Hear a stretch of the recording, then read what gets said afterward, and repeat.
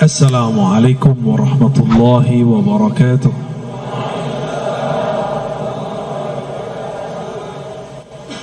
Alhamdulillah Rabbil Alamin, bihayatihi ahyana wa bini'matihi an'amana wa birahmatihi ja'alana mimman aqama as-salah. Asyhadu an la ilaha illallah wa asyhadu anna Muhammadan abduhu wa rasuluh. Allahumma salli wa sallim wa barik ala sayyidina Muhammad wa ala alihi wal bahdi khalifatihi wa sallim. Amma ba'du.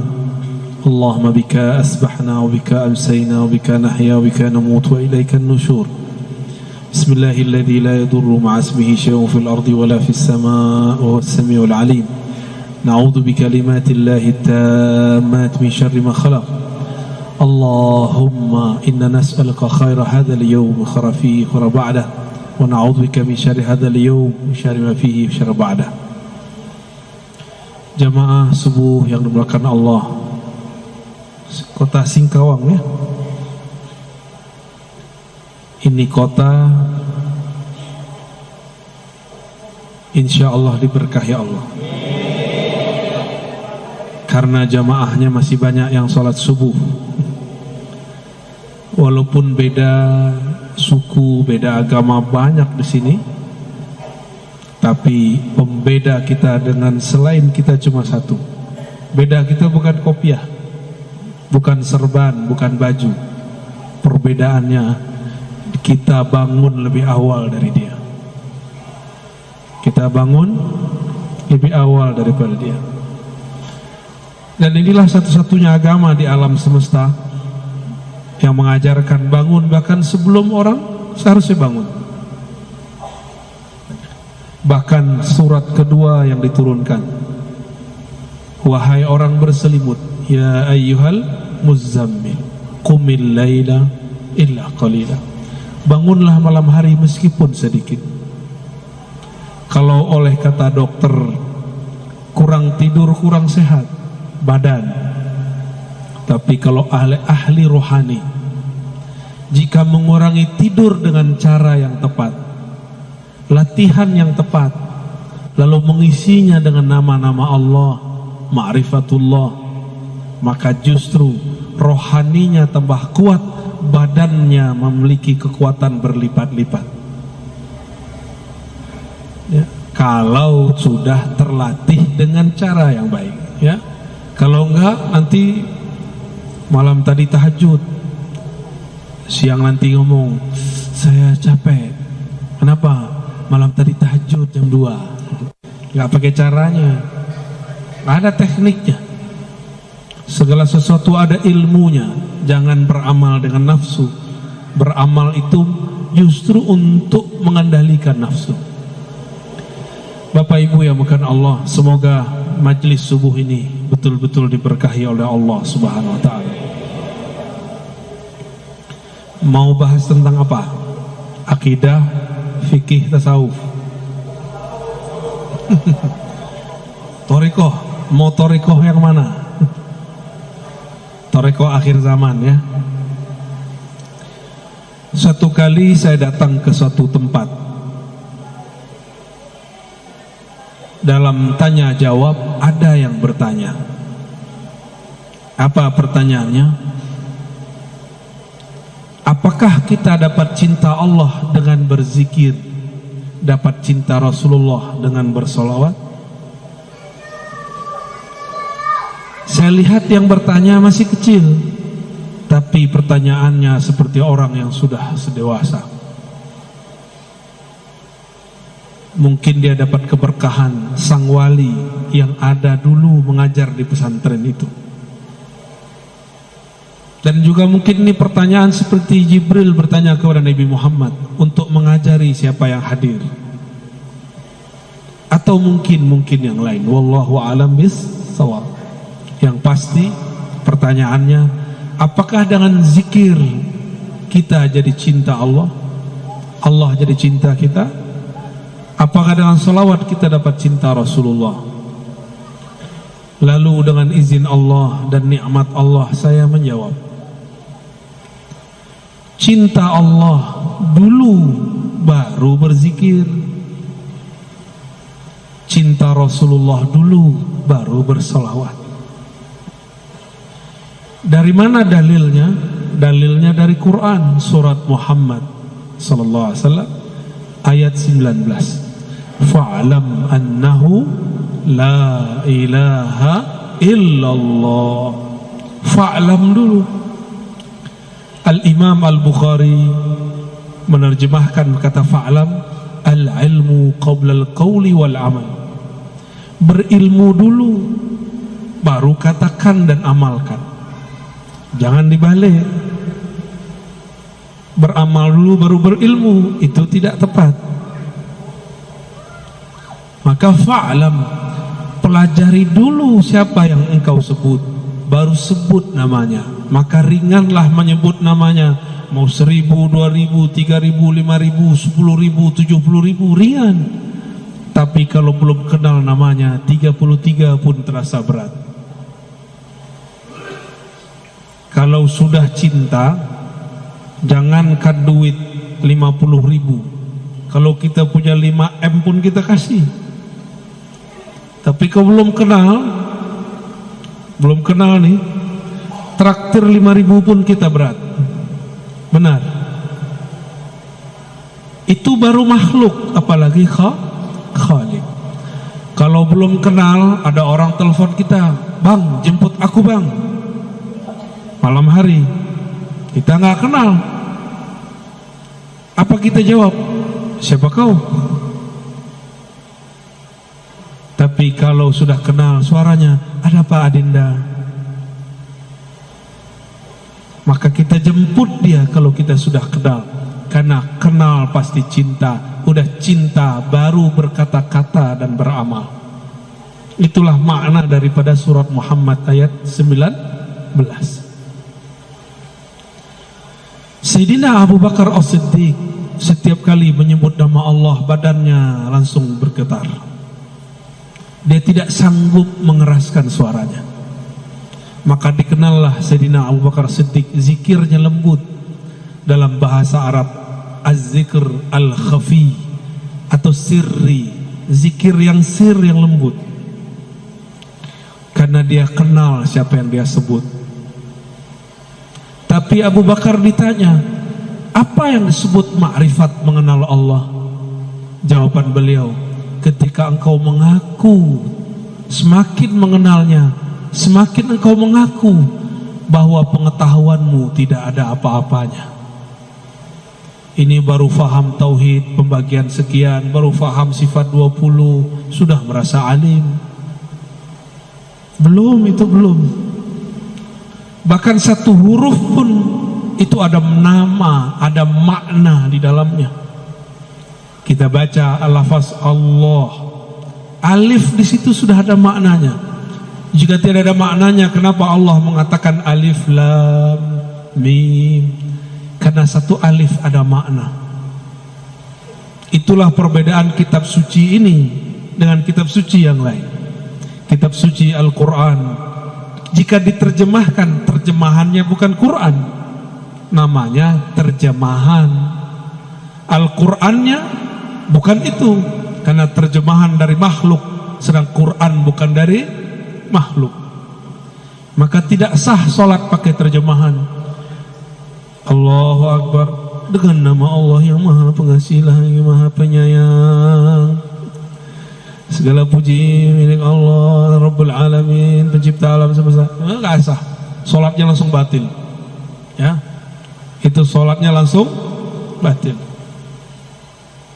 Al-Quran turun dari sananya sudah bahasa Arab, maka dapat dipastikan gak usah pakai hadis palsu. Bahasa langit, bahasa Luh Mahfuz, bahasa surga, bahasa para malaikat, itu bahasa Arab yang murni. Cukup ini. Bahkan Allah pun berkalam-kalam dengan hambanya dengan bahasa Arab. Dalilnya apa? Allah turunkan di arasnya surat Al-Fatihah Jadi salah satu oleh-oleh Nabi ketika beliau diangkat Mi'raj, Allah langsung turunkan surah Al-Fatihah. Dialog Nabi dengan Allah. Bismillahirrahmanirrahim, itu pembuka. Sayyidina Nabi SAW membuka lagi, Alhamdulillahi Rabbil Alamin. Allah jawab, Hamidani abdi, hambaku telah memuji-mujiku. Setelah Alhamdulillah apa? Ya, bangun bertidur nih. Ar-Rahmanir Rahim. Apa kata Allah? Asna alayya abdi, hambaku sangat banyak memujiku. Maliki yaumiddin, sama Allah juga jawab begitu. Wali abdi ma sa'al, Allah tambahkan, apa yang dia minta aku pasti kasih. Iyyaka na'budu wa iyyaka nasta'in, sampai akhir Allah mengatakan aku kasih, aku beri. Maka tiadalah orang mendirikan makna Al-Fatihah lalu membacanya dengan lisannya, melainkan Allah Ta'ala kabulkan semua hajatnya kalau baca Fatihahnya benar. Ya, kalau baca Fatihahnya, saya sudah baca Fatihah kok nggak sampai-sampai, berarti Fatihahnya belum dialog dengan Allah Subhanahu wa Ta'ala. Ketika Nabi naik ke arasy Allah, Allah turunkan di situ, maka ada ayat yang belum tertulis sebagai ilmu Al-Quran. Dalam ilmu Al-Quran disebut dengan ma'rifatu makan nuzulil ayat, mengetahui tempat turunnya ayat. Belum ada yang menyebut arsy, samawi, ardi. Yang baru ada laili nahari, turun siang hari, turun malam hari. Makki madani, turun di Mekah, turun di Madinah. Tapi kita tambahkan ilmu Quran di akhir zaman, ya, bahwa Al-Fatihah adalah ayat arsy, ayat yang turun di arsy Allah Subhanahu wa Ta'ala. Itulah yang dibawa. Oleh karena itu solat hanya sah dengan Al-Fatihah. Jangan debat lagi kalau ada imam baca atau tidak, jangan debat lagi. Nabi cukup mengatakan la salata liman lam yaqra bi Fatihatil kitab. Hadis Bukhari dan Muslim. Tidak sah salat kamu sampai engkau membaca Al-Fatihah. Mau imam makmum sama, namun adabnya imam dahulu baca baru kita baca. Kenapa? Karena munajat dialog ini tidak bisa diwakilkan kepada imam. Meskipun ahli fikih bilang bahwa kalau imam baca cukup bagi makmum, betul, itu jaminan. Tapi jika dia seorang hamba, dia harus berdialog dengan Rabbnya. Maka saya termasuk orang yang sangat kagum dengan mazhab Imam Muhammad bin Idris Syafi'i. Beliau berdasarkan hadis ini mengatakan, mau imam mau makmum wajib baca Al-Fatihah, karena dialog munajat hamba tidak dapat diwakilkan kepada seorang sahaja. Jadi gak usah debat Pak. Debat itu belakangan, hadisnya tidak ada perdebatan. Yang tidak boleh baca keras-keras di belakang, atau baca aja lebih dahulu dari imam, itu yang tidak boleh. Jadi dialog di arah sana bukan dengan tasyahud yang kita baca at-tahiyatulillah. Itu hadisnya kurang sahih, bahkan tidak sahih. Yang sahih adalah dialog arsyiyah, ayat arsyiyah, surat Al-Fatihah. Oleh karena itu membaca ayat-ayat yang ada di Al-Fatihah, 7 ayatnya wajib secara mutlak. Membuat salat menjadi sah atau salat menjadi tidak sah. Guru-guru kami yang ahli ma'rifat mengkalamkan kepada kami, apakah salawat Allah kepada hambanya?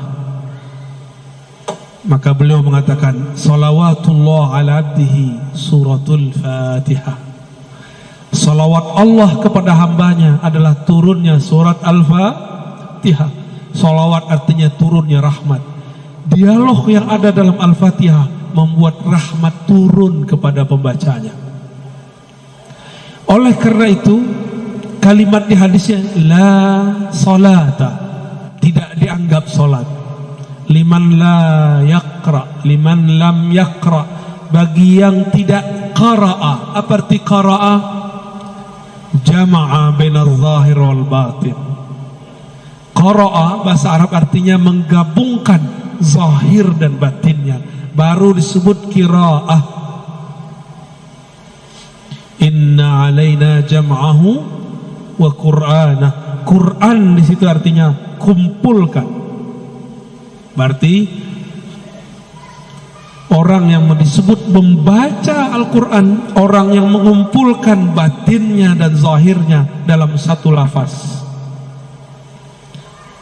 Gimana? Tadi sudah baca qira'a Al-Fatihah belum? Belum ya? Lain yang dibaca, lain yang dikumpulkan ingatan dengan kolbu. Dari kolbulah kita membaca Al-Fatihah. Bismillahirrahmanirrahim. Dengan nama Allah. Allah itu bahasa kolbu. Ar-Rahman, yang mengasihi, yang maha kasih, yang maha sayang. Kasih sayang bukan ada di badan, bukan ada di muka. Tidak ada namanya muka terkasih, yang ada kolbu yang mengasihi. Kalau wajah cantik, tapi kalau kolbu di dalamnya ada kasih sayang, maka bismillahirrahmanirrahim turunnya ke dalam kolbu. Jadi kalau baca Al-Fatihah, baca dengan insya Allah salatnya khusyuk ya. Tidak tahu artinya tidak apa-apa, tapi pahami tujuan membacanya.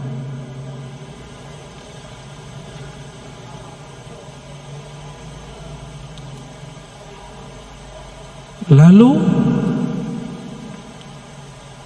kembali ke pertanyaan yang tadi. Saya menjawab dengan apa tadi? Sebelum engkau zikir, cintalah kepada Allah. Sebelum engkau solawat, cintalah kepada Rasulullah. Nah, tadi itu zikir, sekarang Rasul Sallallahu Alaihi Wasallam. Jika benar kita rindu Rasulullah Sallallahu Alaihi Wasallam, pasti disebut namanya mata berlinang. Jika disebut namanya dada kita bergetar. Jika benar cinta kepada baginda Rasul Sallallahu Alaihi Wasallam, karena setiap kekasih pasti rindu kepada kekasihnya. Tapi menjeritlah kepada Allah, ya Allah, betapa kerasnya hatiku disebut nama kekasihku, kekasih engkau, kekasih alam semesta, Habibullah, Habibur Rahman, tapi hati kami tidak juga bergetar. Maka istighfar kita bukan istighfar dari dosa fisik semata. Kita pun istighfar, ya Allah, ternyata hatiku, jiwaku, ruhku tidak kenal kepada Bapak ruhku, baginda Rasul Sallallahu Alaihi Wasallam. Apa yang mesti kita kenali dari Rasulullah Sallallahu Alaihi Wasallam? Beliau mengatakan, Ana Muhammad, aku nama jasadku Muhammad.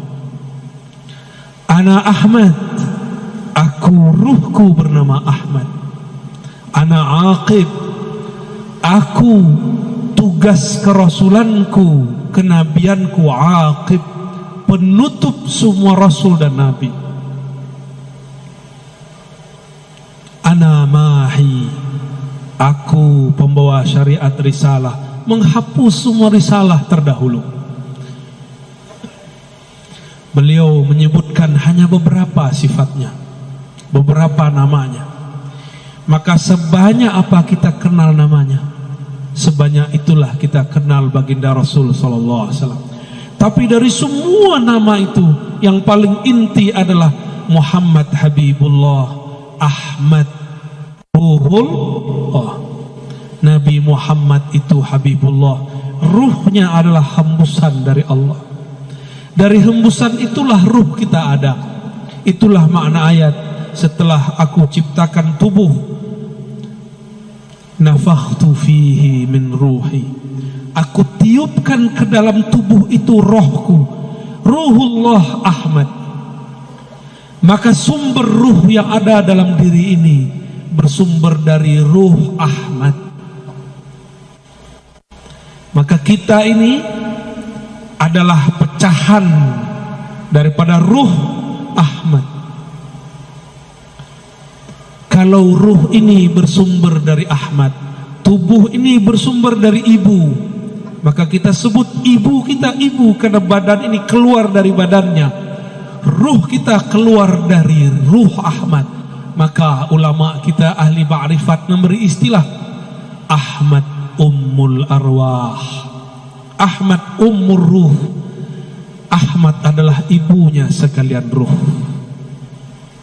Jadi kalau bersolawat katakan Assalamu alayka ya Sayyidana Ahmad, ya Ummar Ruhina, ya Umma Arwahina.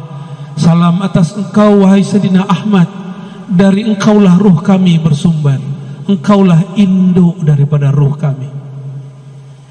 Assalamu alayka ya Rasulullah, ya Abal Arwah. Salam atas engkau wahai ayahanda ruhaniku, terimalah aku menjadi anakmu. Kita ini anak-anak Rasulullah sallallahu alaihi wasallam. Inilah rahasianya kenapa Rasul sallallahu alaihi wasallam ketika dilempar oleh orang Taif tidak balas dengan doa kualat. Beda dengan Nabi Nuh, beda dengan nabi-nabi terdahulu. Mereka lelah mengatakan, ya Allah hancurkan saja umatku. Tapi lain dengan Rasulullah, beliau memandang semuanya anak-anakku, semuanya anak ruhku. Mungkinkah ayah rohani, ibu rohani mendoakan kehancuran bagi anak-anaknya? Tidak mungkin. Itu mungkin ayah ibu lagi lupa diri. Rasulullah tidak pernah lupa. Jadi bapak ini saya lihat ada beberapa yang suka marah ke anaknya nih, terlihat dari raut keningnya ya.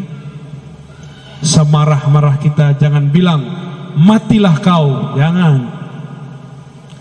Celakalah kau, jangan. Setan kau, jangan. Kalau lagi marah pak, kutuknya begini, jadi wali Allah kau. Amin ya Rabbal. Jadi ulama lah kau, jadi orang alim lah kau. Kalau kita mengutuk anak dengan begitu, jangan dibodoh-bodohi ya. Karena lewat malaikat doa amin. Nabi SAW menegur seorang yang sedang sakit. Apa kata dia? Malangnya nasibku, beberapa hari ini sakit, cilakalah badanku. Nabi kata, mah, diam, jangan katakan yang buruk-buruk. Fa innal malaikata yu'minuna ala ma taqulun. Jangan berbicara yang buruk-buruk, karena malaikat mengaminkan yang kalian katakan. Ya,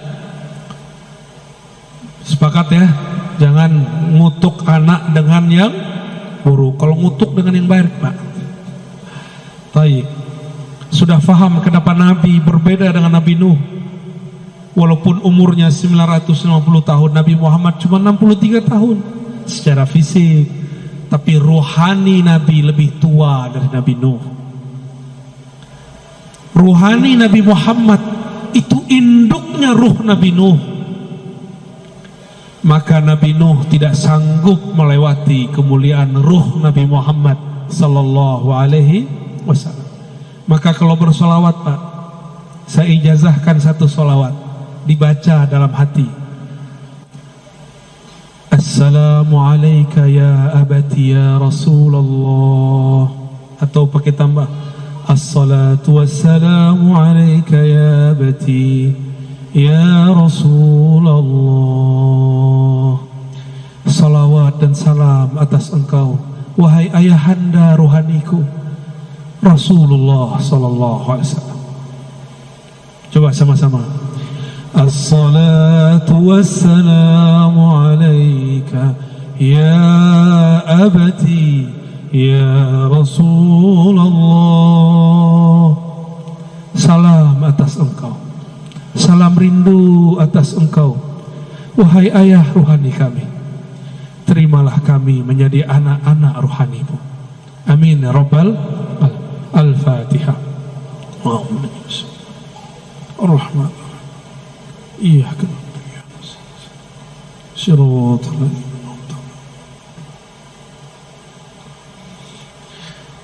Saya nggak sanggup lagi meneruskan, Pak. Diteruskan nanti hujan di dalam masjid ya. Allahumma sholli ala Sayyidina Muhammad. Ya, dipersilakan bagi yang ingin bertanya, satu orang dulu.